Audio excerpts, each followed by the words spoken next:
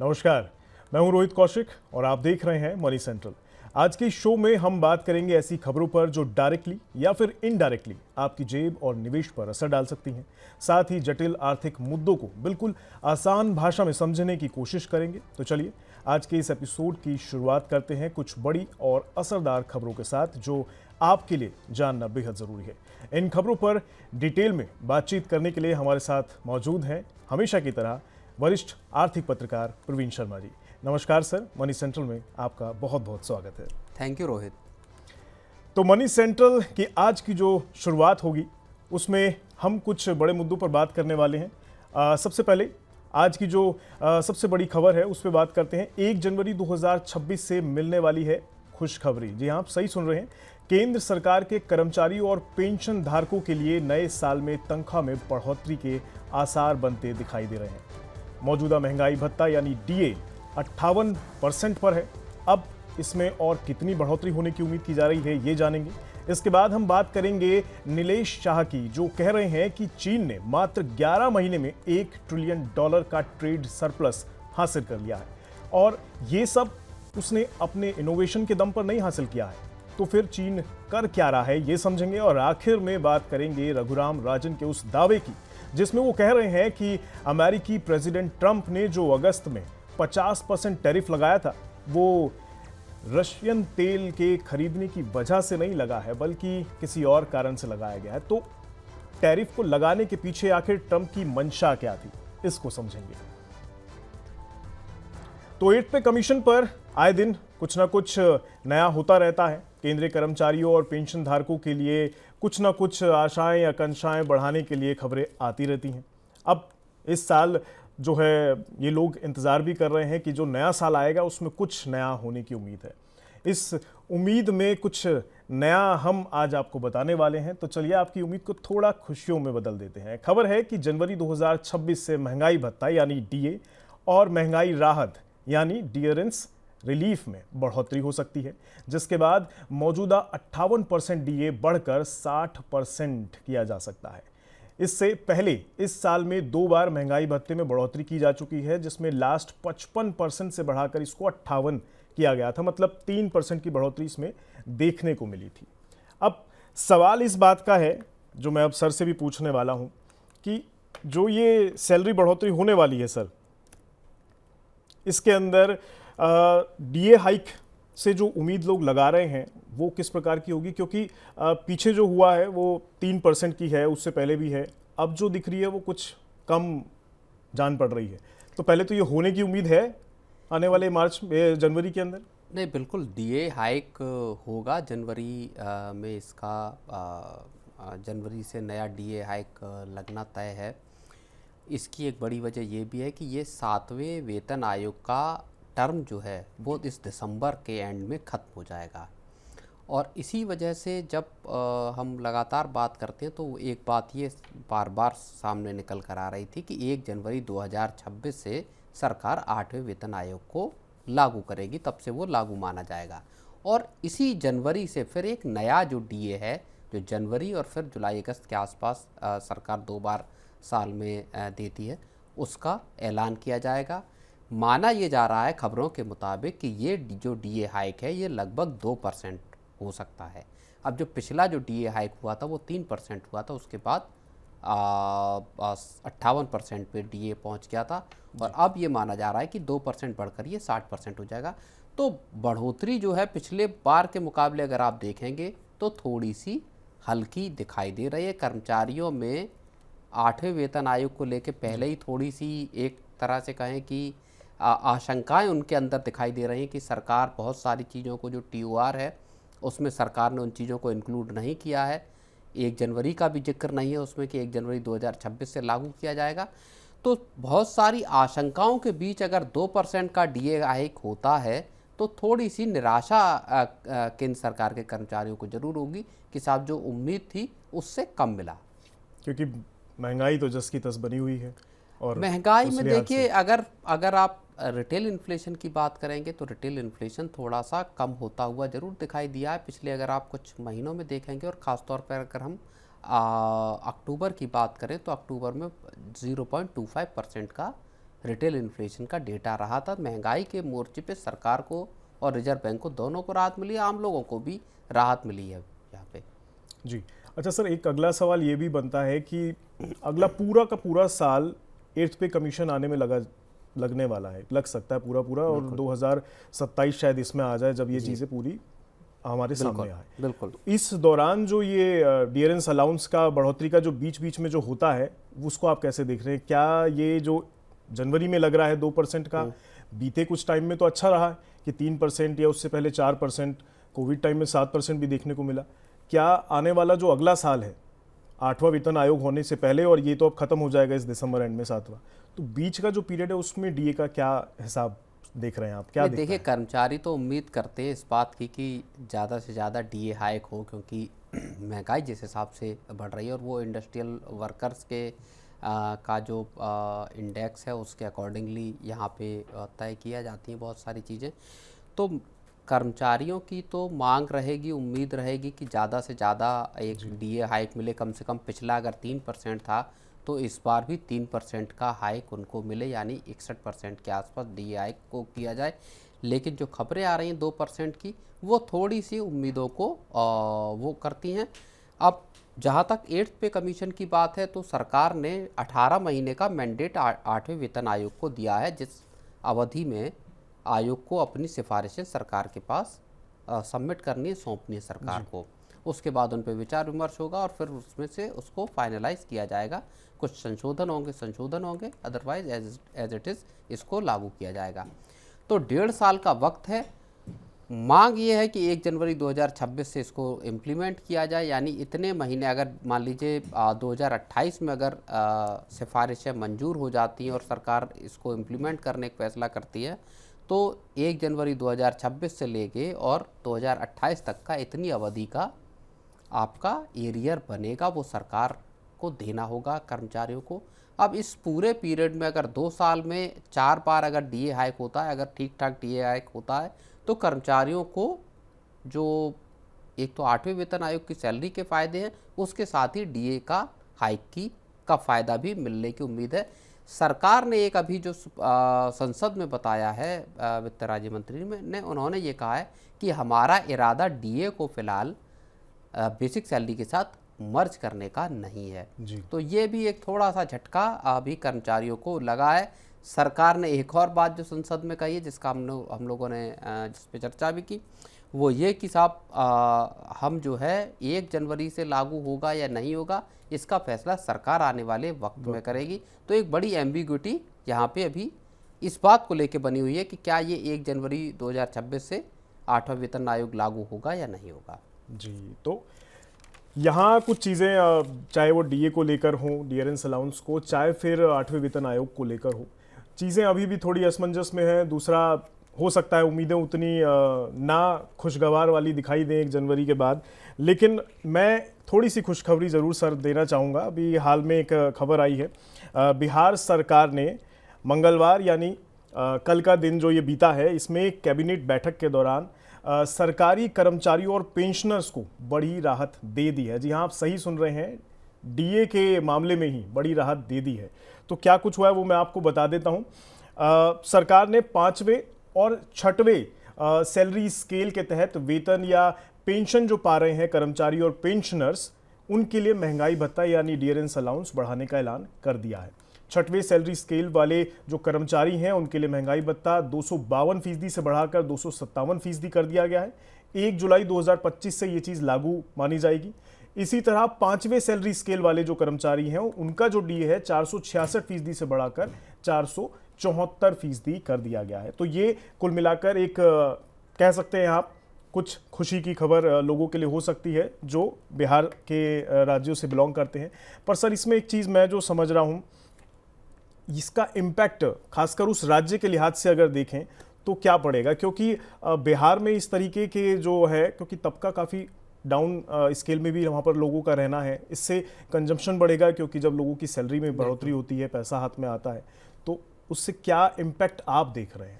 नहीं, बिल्कुल, देखिए बिहार में अभी अभी चुनाव हुए हैं, हाल में नई सरकार बनी और जो कैबिनेट बैठक हुई है उसमें ही केंद्र जो कर्मचारी हैं राज्य सरकार के, उनको सरकार ने एक बड़ी जो है वो राहत दी है, खुशखबरी दी है, और जहाँ पे कि आपका डीए जो है बढ़ाने का सरकार की तरफ से फैसला लिया गया है, ऐलान किया गया है। तो ये राज्य सरकार के लाखों जो कर्मचारी हैं उनको एक बड़ी राहत यहाँ से मिलती है। और जो फिर पूरा मसला चल रहा है कि केंद्र सरकार के कर्मचारियों को चाहे 8वां वेतन आयोग मिलने का हो या डीए की बढ़ोतरी का हो, वैसा ही राज्य में भी एक बड़ा इस तरह का फैसला किया गया है। जो आप बात कह रहे हैं कि कंजम्पशन को बूस्ट मिलने की, डेफिनेटली ये बात सही है कि अगर लोगों के हाथ में ज़्यादा पैसा आएगा, और 1 जुलाई से, चूंकि इसको 1 जुलाई 2025 से इम्प्लीमेंट कर रहे हैं, इसका मतलब ये है कि 4-5 महीने का यहाँ पे एरियर भी कर्मचारियों को एक साथ दिया जाएगा, तो अच्छी खासी रकम आएगी और फिर वो कंजम्पशन बूस्ट भी वहाँ पे दिखाई देगा।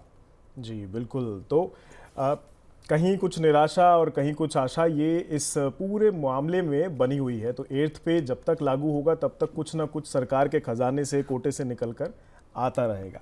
चलिए अब बढ़ते हैं अपनी अगली खबर की ओर, और अगली खबर है नीलेश शाह जी की तरफ से। नीलेश शाह जी को आप बहुत बेहतर तरीके से जानते होंगे, जो बाज़ार से जुड़े लोग हैं। कोटक म्यूचुअल फंड के मैनेजिंग डायरेक्टर हैं ये। इन्होंने कहा है कि चीन का 11 महीने में $1 ट्रिलियन का ट्रेड सरप्लस सिर्फ इनोवेशन और कैप्टिवनेस की वजह से नहीं है। तो बेसिकली वो एक तरीके से इन पर कह रहे हैं कि चीन थोड़ी सी चालबाजी कर रहा है। अब क्या कर रहा है वो सुनिए। बल्कि इसके पीछे जो कारण है वो है कमज़ोर युआन। मतलब वो अपने युआन को अंडर वैल्यू करके ये चीज़ हासिल कर रहा है। आमतौर पर जब ट्रेड सरप्लस इतना बड़ा होता है ना, तो करेंसी की वैल्यू बढ़ जाती है, लेकिन चाइनीज युआन जो है इस टाइम पीरियड में सिर्फ 15% ही मजबूत हुआ है। ऐसा क्यों हो रहा है, ये एक बहुत बड़ा सवाल इस समय सामने खड़ा होता है, जो नीलेश शाह जी भी एक्चुअली उठा रहे हैं। क्या चाइना का सेंट्रल बैंक अपनी करेंसी को कंट्रोल कर रहा है? अगर कर रहा है तो वो ऐसा क्यों कर रहा है, और इससे दुनिया में क्या असर पड़ने वाला है? तो चलिए समझते हैं इस पूरे मुद्दे को अब सर से। सर, जैसा कि अभी ये जो सिचुएशन है वो दिखाई दे रही है, और नीलेश शाह जी ने इसके ऊपर सवाल भी उठाया है कि भाई कंट्रोल कर रहे हो तो क्यों कर रहे हो। ये उन्होंने भी चीज़ें थोड़ी क्लियर करी हैं। अब मेरा जो सवाल है वो ये कि क्या चीन अपनी करेंसी को खुद से जो कमज़ोर कर रहा है, उसके पीछे एक्चुअल कारण आप क्या देख रहे हैं? नहीं, देखिए, जो नीलेश शाह कह रहे हैं कि चीन का जो पहली इसमें इस पूरी कहानी में 2-3 चीज़ें बहुत रिमार्केबल हैं, जो जिनको हम सबको यहाँ पे गौर करने की ज़रूरत है। पहली बड़ी बात और पहली बड़ी खबर जो है वो जिस पे पूरी दुनिया की नज़र गई है, वो ये है कि अमेरिका के भारी भरकम टैरिफ के बावजूद, ग्लोबल लेवल पे ट्रेड की अनसर्टेनिटी के बावजूद, चीन दुनिया का ऐसा पहला मुल्क बना है जिसने $1 ट्रिलियन से ज़्यादा का ट्रेड सरप्लस हासिल करने का मुकाम हासिल किया है जी। ऐसा अभी तक दुनिया के किसी मुल्क ने नहीं किया जिसका ट्रेड सरप्लस $1 ट्रिलियन को क्रॉस किया हो। और ये एक साल के इसी 2025 के 11 महीनों में चीन को इस तरह का ट्रेड सरप्लस हासिल हुआ है। अमेरिका के भारी भरकम बैरियर रहे हैं, ट्रेड बैरियर रहे हैं चाइना को लेके। तो चाइना ने आखिर किया क्या? चाइना ने पहली चीज़ तो अमेरिका के टैरिफ को पूरी तरह से एक तरह से धता बता दिया, अमेरिका का पूरा खेल खराब कर दिया। जी। चीन ने इस पूरी प्रोसेस के दौरान पिछले 11-12 महीने में, और जो खबरें हैं वो ये बताती हैं कि पिछले साल के आखिर में जब इलेक्शन हुए थे अमेरिका में, और जहाँ वहाँ पे जब डोनाल्ड ट्रंप की जीत हुई थी, तभी से चीन ने दरअसल अपना पूरा गेम प्लान बदल लिया था। चीन ने तब से ये तय कर लिया था कि अमेरिका की मार्केट की बजाय दुनिया के दूसरे मार्केट्स पर उसको फोकस करना होगा, यानी खुद को डाइवर्सिफाई अपने एक्सपोर्ट्स को करना होगा। और इसी वजह से चीन ने साउथ ईस्ट एशिया हो गए या यूरोप हो गए, इन कंट्रीज़ में अपना एक्सपोर्ट बढ़ाना शुरू किया, अमेरिका को में थोड़ा कम करके। अब अमेरिका का झटका तो लगा चीन को, लेकिन उसने जो दूसरे मुल्कों में सामान बेचा, वहाँ से चीन अपने ट्रेड को नई ऊंचाई पर ले जाने में सफल हुआ। तो पहली बड़ी कामयाबी चीन की ये है कि जब पूरी दुनिया में अनसर्टेनिटी थी, चीन एक ऐसा ट्रेड सरप्लस हासिल कर रहा है जिस पर पूरी दुनिया आज हैरत कर रही है। मतलब आप ये कह रहे हैं कि युआन को कमज़ोर करना उसकी ये रणनीति थी कि वो कैसे ट्रेड के जो टैरिफ है इससे बच सके? ये इस कहानी का दूसरा पार्ट है। पहला पार्ट ये है कि आपने अपने जो एक्सपोर्ट मार्केट्स हैं उनको डाइवर्सिफाई किया। भारत ने भी ये कोशिश की, जब अमेरिका से बड़े भारी भरकम टैरिफ भारत पर लगाए गए, 50% टैरिफ लगाया गया और बाकी चीज़ें बिगड़ती हुई नजर आई भारत और अमेरिका के रिश्तों के बीच में, तो भारत ने भी डाइवर्सिफाई करने की कोशिश की। एक कोशिश ये की कि जो हम माल बनाएं वो हम भारत में ही कंज्यूम हो जाए। दूसरी कोशिश ये की कि अमेरिका की बजाय दूसरे नए मार्केट ढूंढे जाएं, लैटिन अमेरिकी मार्केट को देखा जाए, अफ्रीका देखा जाए, या एशिया के, साउथ ईस्ट एशिया के दूसरे कंट्रीज़ में सामान बेचने की कोशिश की जाए। तो चीन ने पहला मामला तो डाइवर्सिफाई करने का किया। दूसरी बात जो है, जो युआन की बात है, जिस पे नीलेश शाह ने एक बड़ा बयान दिया है, वो भी वाकई उतना ही महत्वपूर्ण है कि केवल और केवल डाइवर्सिफिकेशन, इनोवेशन या कम्पिटिटिवनेस चीन की खासियत नहीं है। चीन की बड़ी खासियत ये है कि वो डेलिबरेटली, जानबूझ के अपनी करेंसी को अंडर वैल्यूड रखे हुए है। और आपको याद होगा, अब से लगभग 18-20 साल पहले इसी तरह की रस्साकसी चीन और अमेरिका के बीच में छिड़ी थी, जब अमेरिका बार बार चीन को ये बोलता था कि आप अपनी करेंसी को एप्रिशिएट नहीं होने देते, आप इसको मार्केट आधारित नहीं बना रहे, आप जानबूझकर अपनी करेंसी की वैल्यू को कम किए हुए हैं। ये मसला तब से चला आ रहा है। एक दोनों देशों के बीच में बड़ी रार तकरार, एक कोल्ड वॉर इस बात को लेकर थी कि चीन अपनी करेंसी को क्यों नहीं मार्केट के हवाले करता, मार्केट से उसकी वैल्यू क्यों नहीं तय करने देता। तो चीन दो तरीके से इस चीज़ को टैकल कर रहा है। एक तो डेली का एक्सचेंज रेट चीन तय करता है, युआन का वर्सेस डॉलर का। दूसरी चीज़, चीन का जो सेंट्रल बैंक है, पीपुल्स बैंक ऑफ चाइना, वो लगातार करेंसी मार्केट में इंटरवेंशन करता है और युआन को एप्रिशिएट होने से रोकता है। और यही वजह है, जिस बात का जिक्र नीलेश शाह ने किया, कि अगर आप पिछले 20 साल को देखेंगे, 2000 से लेकर 2025 तक में चाइना की करेंसी या युआन जो है वो सिर्फ और सिर्फ 15% एप्रिशिएट किया है उसने। इसी पीरियड, इसी को अगर आप तुलना करेंगे, जब जापान की इकोनॉमी तेज़ी से जब ग्रोथ की थी जापान की इकोनॉमी ने, तो 1973 से 1995 के बीच में जापान की जो करेंसी येन है वो 81% का उसमें एप्रिसिएशन आया था। यानी जब आप ग्रो करते हैं तो आपकी करेंसी एप्रिशिएट करती है तेज़ी से ग्रोथ करने के मामले में। चीन ने यहाँ पे अपनी करेंसी को सिर्फ और सिर्फ पिछले 20-25 साल में 15% एप्रिशिएट होने दिया। अब मसला ये आ जाता है कि आखिर करेंसी को डेप्रिशिएट कर रखने या कमज़ोर करेंसी से फ़ायदा क्या है। फ़ायदा सबसे बड़ा ये है कि जब आप अपना सामान, और जितने भी एक्सपोर्टिंग कंट्रीज़ हैं या एक्सपोर्ट ओरिएंटेड कंट्रीज़ हैं, वहाँ अगर आपकी करेंसी वीक है तो आपको ज़्यादा फ़ायदा होता है। जितने भी कंट्रीज ऐसे हैं जो इंपोर्ट्स पर आधारित है, जिनकी इकोनॉमी आयात पे आधारित है, उनके लिए उनकी करेंसी जितनी मजबूत हो उतना फ़ायदा, क्योंकि अल्टीमेटली आपको अपनी करेंसी के बदले डॉलर लेने हैं जी, है ना। तो अब जैसे कि भारत की आईटी सेक्टर को भारत के रुपए के डेप्रिशिएट होने या कमज़ोर होने का फ़ायदा मिलता है। जितना रुपए नीचे होगा उतना जो डॉलर में आपको कमाई हो रही है उसके बदले आपको ज़्यादा रुपए मिलेंगे, ज़्यादा रुपए मिलेंगे आपको। यही हाल चीन के साथ है। चीन की करेंसी डेप्रिशिएट हो रही है तो जितना उसको डॉलर में कमाई हो रही है उसके बदले उसको ज़्यादा युआन मिल रहे हैं, जो भी वहाँ के एक्सपोर्टर्स हैं, कंपनियाँ हैं, तो उससे फिर फ़ायदा होता है इकॉनमी को। ये चीन की एक कोशिश करने की लगातार जो है वो है। और इसी का तर्ज पे एक जो बात बार बार अभी हाल के वक्त में आई कि साहब रुपए जिस तरह से 90 पार कर गया, कि रुपए जिस तरह से तेज़ी से डेप्रिशिएट कर रहा है, आरबीआई आखिर इसमें दखल क्यों नहीं दे रहा। तब उसमें एक तर्क ये भी निकल के आया कि हो सकता है इसको करने की वजह या रुपी मार्केट में या करेंसी मार्केट में दखल न देने की आरबीआई की एक बड़ी वजह ये रही हो कि आरबीआई चाहता है कि जो भारत के जो एक्सपोर्टर्स हैं उनको जो अमेरिका के ट्रेड बैरियर्स लगे हैं या ट्रेड पे जो ऊंचे टैरिफ लगे हैं उसकी वजह से जो नुकसान हो रहा उसकी भरपाई कम से कम कुछ हद तक कमज़ोर रुपए की वजह से हो जाए। तो मान लीजिए अगर 80 का डॉलर है तो आपको 80 रुपये में $1 आ रहा है, और अगर 90 रुपये में $1 आ रहा है, तो अगर आप 90 रुपये के $1 में जब सामान बेचेंगे तो आपको जो $1 मिलेगा उस पर आपको भारत में 90 रुपये मिल जाएंगे। तो इससे आप अपनी यूनिट को, अपनी इकाई को, अपनी इंडस्ट्री को बचाने में सफल हो सकते हैं, एक्सपोर्टर्स को फ़ायदा हो सकता है। तो उस लिहाज से फिर मतलब आरबीआई खुद से चीज़ों को बस दखल नहीं दे रहा है, पर उस तरह करे अगर तो नहीं, बिल्कुल आरबीआई अगर चाहे तो रुपए को और डेप्रिशिएट होने से रोक सकता है। आरबीआई अगर चाहेगा तो डॉलर बेचेगा मार्केट में, फॉरेक्स करंसी उसको निकालेगा। चाइना के पास डॉलर का सबसे बड़ा भंडार है दुनिया में, फॉरेक्स रिजर्व चाइना का सबसे बड़ा है दुनिया का, तो उसके लिए आसान है चीज़ें करना। लेकिन चीन जानबूझ के अपनी करेंसी को डाउन रखता है, एक स्ट्रेटजी है और उसकी काम की स्ट्रेटजी है, इसलिए चीन उसमें कोताही नहीं बरतता।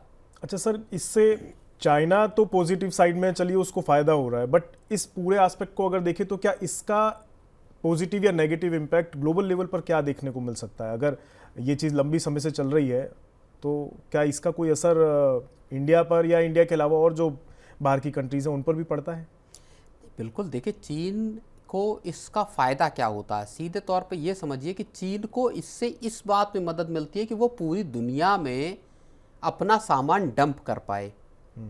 दुनिया भर की जो फैक्ट्री बना है या मैन्युफैक्चरिंग हब बना हुआ, चाहे उसमें हाईटेक चीज़ें हों, चाहे उसमें बाकी की चीज़ें हों, बाकी के कंज्यूमर ड्यूरेबल्स हों या दूसरे आइटम हों, अपैरल हों, उन सबको चीन को दुनिया भर में बेचने में एक तो आप दो तरह के फ़ायदे हैं। पहला फ़ायदा है कि आप जो सामान बना रहे हैं वो कॉस्ट इफ़ेक्टिव है। कॉस्ट इफ़ेक्टिव का मतलब हुआ चीन जब आप बल्क में बना रहे हैं तो एक ही यूनिट, हाँ, तो उसका प्राइसिंग आपकी एक्चुअली कम हो गई, कॉस्ट पर यूनिट आपकी कम हो गई, तो आप एक वहाँ कम्पिटिटिव हो गए। दूसरा, आपका युआन जो है वो कमज़ोर है, तो जब आप बाहर बेच रहे हैं तो आपको डॉलर ज़्यादा मिल रहा है, तो आपकी इंडस्ट्री को पैसा ज़्यादा मिल रहा है, तो उनकी कैपेसिटी आपको स्केल अप करने में मदद मिलती है। तो ये दुनिया भर के मार्केट्स में चीन को अपना दबदबा बढ़ाने में मदद देता है।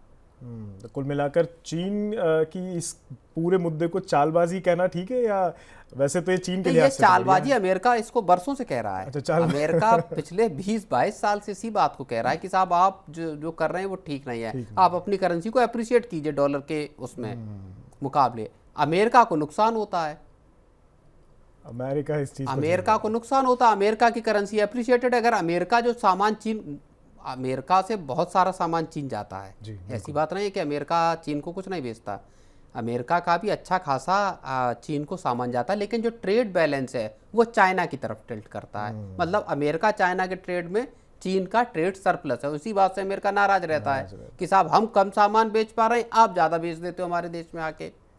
अमेरिका दुखी इसी वजह से पूरी दुनिया से कि पूरी दुनिया ने, और उसमें भारत का भी नाम वो लेते हैं कि पूरी दुनिया ने हमारी लिबरल ट्रेड पॉलिसीज़ का गलत फ़ायदा उठाया, हमको एक्सप्लॉइट किया है। हमसे कुछ नहीं लेते, हम जब जो बेचते हैं, मान लीजिए भारत जो सामान बेच रहे हैं हम भारत में जाके, उस पे साहब आपने टैरिफ या नॉन टैरिफ बैरियर लगा रखे हैं, और हम जो आपका जो सामान आ रहा है उस पे तकरीबन 0 टैरिफ है। तो बड़ी कहानी दिलचस्प है ग्लोबल ट्रेड की। अमेरिका परेशान है कि मेरा सामान तो अपने यहाँ महंगा कर लेते तो खरीद नहीं पाते लोग, बिल्कुल, और तुम्हारा सामान मेरे यहाँ। अब अमेरिका चाहकर भी डॉलर को डेप्रिशिएट नहीं कर पा रहा है, वो जाल में फंस चुका है अपने ही। और क्योंकि अमेरिका की करेंसी, उसकी एक और वजह है, अमेरिका की करेंसी ग्लोबल लेवल पे एक रिजर्व करेंसी की शक्ल में है। दुनिया भर के पास, चाहे भारत हो, सबके पास डॉलर के बेस में आपका फॉरेक्स रिजर्व है।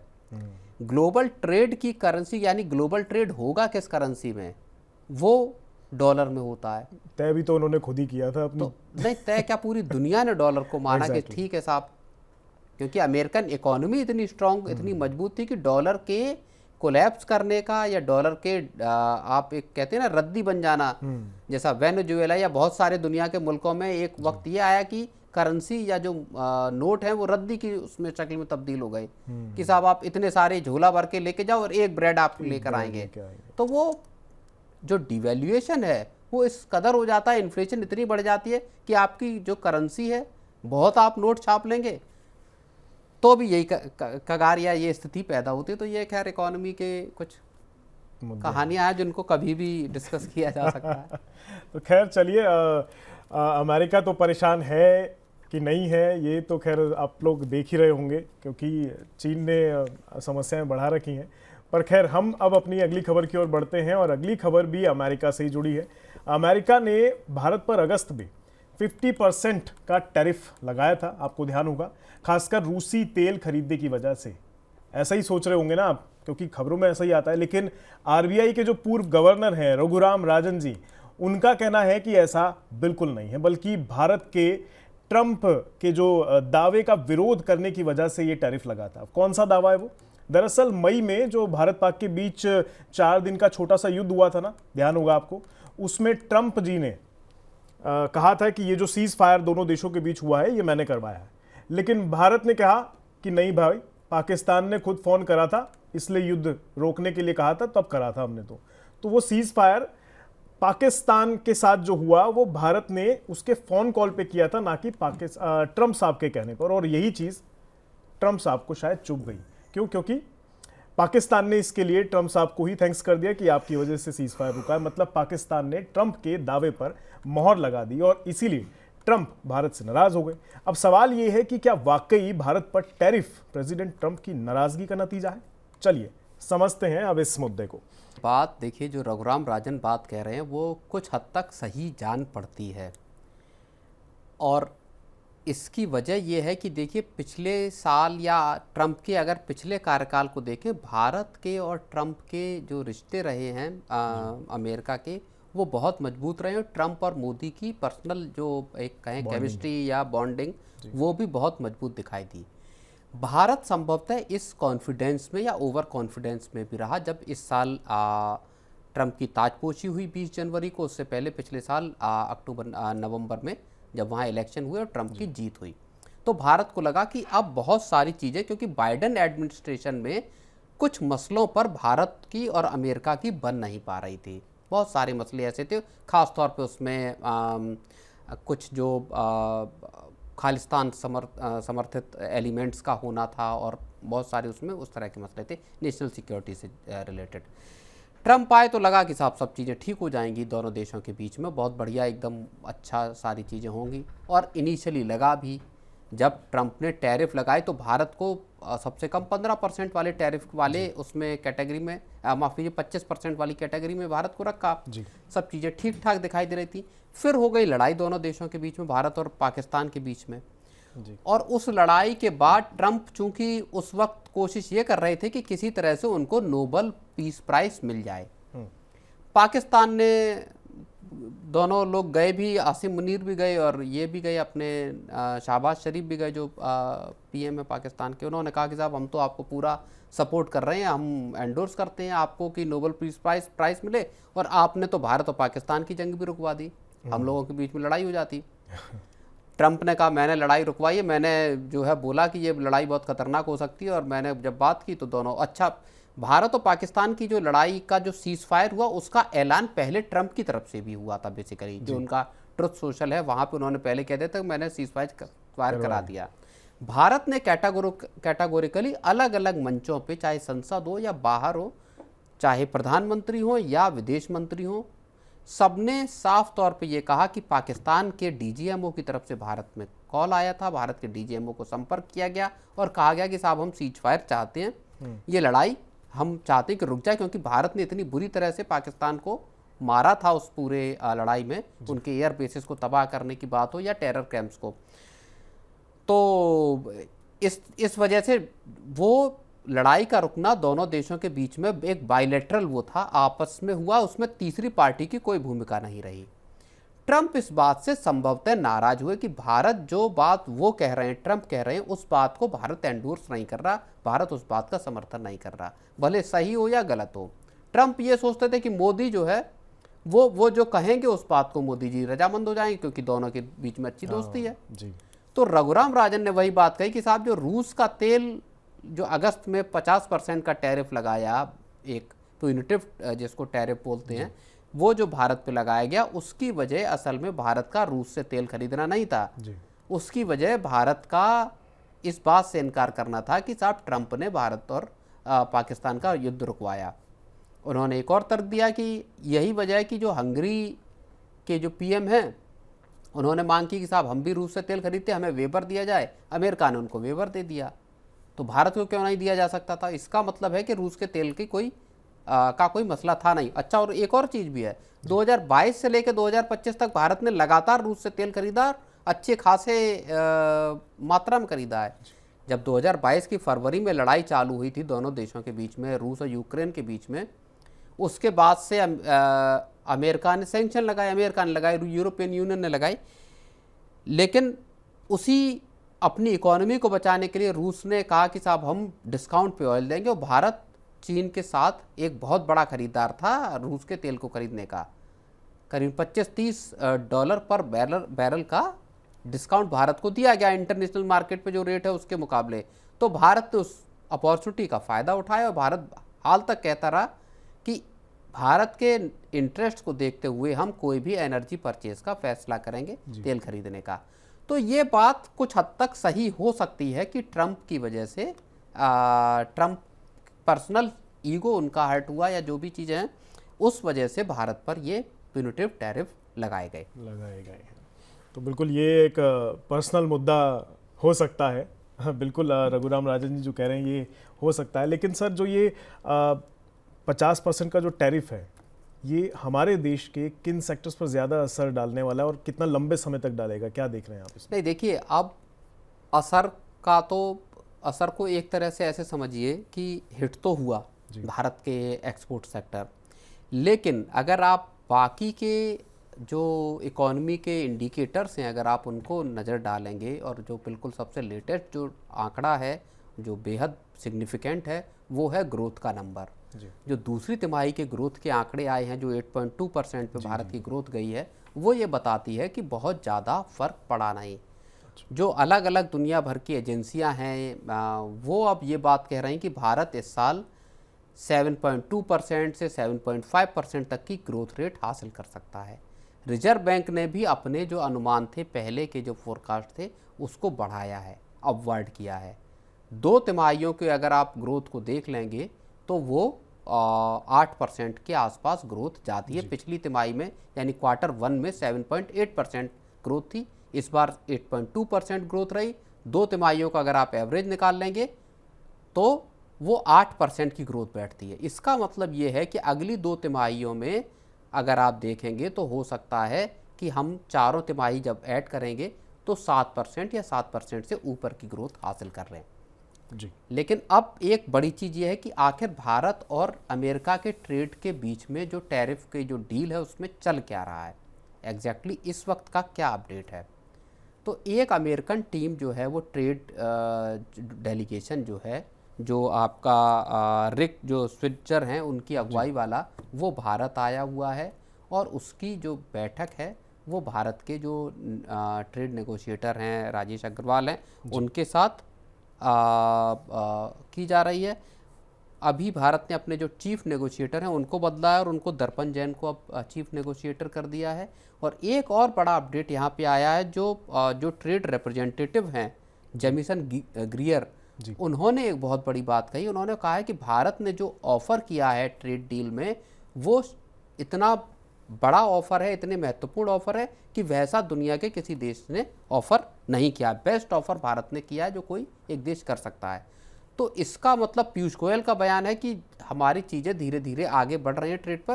तो इसका मतलब यह है कि एक ट्रेड डील के करीब दोनों देश धीरे धीरे पहुंचते जा रहे हैं। हो सकता है इस साल के अंत तक एक ट्रेड डील का फ्रेमवर्क तैयार हो जाए, या हो सकता है कि इस साल के अंत तक हो सकता है ट्रेड डील हो भी जाए। तो अब अगर ट्रेड डील हो गई तो जाहिर तौर पे 50% टैरिफ रहना नहीं है, तो वहाँ से फिर इकोनॉमी को फ़ायदा होना भी शुरू हो जाएगा। इसमें शायद इन्होंने भी कहा है ना कि India is like a hard to deal like country है, ऐसा तो कुछ वो है। तो ट्रंप कई बार बोल चुके हैं, इस साल की शुरुआत से लगातार कई दफ़ा बोल चुके हैं कि मोदी मेरे अच्छे दोस्त हैं, लेकिन वो बार्गेन बहुत तगड़ा करते हैं। ये गुजराती होने का शायद फ़ायदा मिल रहा हो।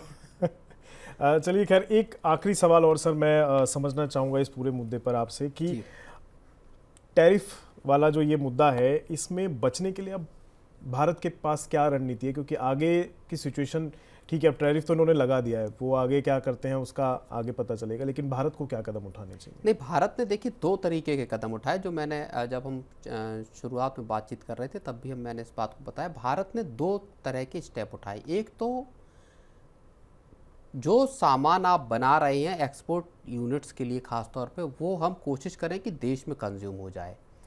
प्रधानमंत्री मोदी ने कई बार कहा कि आप घर के बने सामान का इस्तेमाल करना शुरू कीजिए, विदेशी चीज़ों को छोड़िए, घर की बनी चीज़ों को, भारत की जो कंपनियां बना रही हैं उन चीज़ों को खरीदना शुरू कीजिए। इसका एक मकसद ये था कि जो भारत की एक्सपोर्टिंग यूनिट्स हैं उनको झटका कम से कम लगे। दूसरा इसमें बड़ा कदम भारत ने ये उठाया कि अमेरिका को छोड़ के बाकी के दुनिया के मार्केट्स पर नज़र दौड़ाना शुरू किया, जैसा चीन ने किया। चीन ने ट्रंप के आने के पहले ही शुरुआत कर दी थी उनकी ताजपोशी के। हमने जब पूरा खेल थोड़ा सा भारत के साथ बिगड़ता हुआ लगा, तब भारत ने इस बारे में कोशिशें शुरू की कि जो मार्केट्स को डाइवर्सिफाई किया जाए। तो ये 2 बड़ी स्ट्रेटजीज भारत ने अपनाई हैं, असर धीरे धीरे दिखेंगे, और अगर ट्रेड डील हो भी जाती है तब भी मुझे लगता है कि भारत अब अपने मार्केट्स को डाइवर्सिफाई करने की कोशिशों को कमज़ोर नहीं पड़ने देगा। उसी कड़ी में एक कदम ये उठाया गया कि सरकार ने जीएसटी के 2 स्लैब गायब कर दिए, यानी लोगों का कंजम्पशन बूस्ट बढ़े, इकोनॉमी में पैसा आए, उसके लिए सरकार ने एक बड़ा जो कदम है वो यहाँ ये उठाया। तो कुल मिलाकर फिलहाल जो कुछ हो रहा है वो देखना होगा कि आगे इस चीज़ पे क्या कुछ नतीजे निकल के आते हैं। ट्रंप का जो टैरिफ है उसमें आगे क्या होता है, और भारत तो अपनी रणनीति के हिसाब से आगे कदम बढ़ा ही रहा है। खैर, आज के इस शो में इसी तरह हम आगे और चर्चाओं के लिए आएंगे, मिलते रहेंगे। लेकिन सर, आपका बहुत बहुत शुक्रिया इस चर्चा में शामिल होने के लिए और बहुत सारी बातों पर पूरी विस्तार से बातें बताने के लिए। और अब हम शो को ख़त्म करने की तरफ बढ़ चुके हैं। आज के इस मनी सेंट्रल में बस इतना ही रखते हैं। देश और दुनिया के और बिजनेस जगत की तमाम ताज़ा तरीन खबरों के लिए ऐसे ही हमारे साथ बने रहिए और देखते रहिए मनी 9। नमस्कार।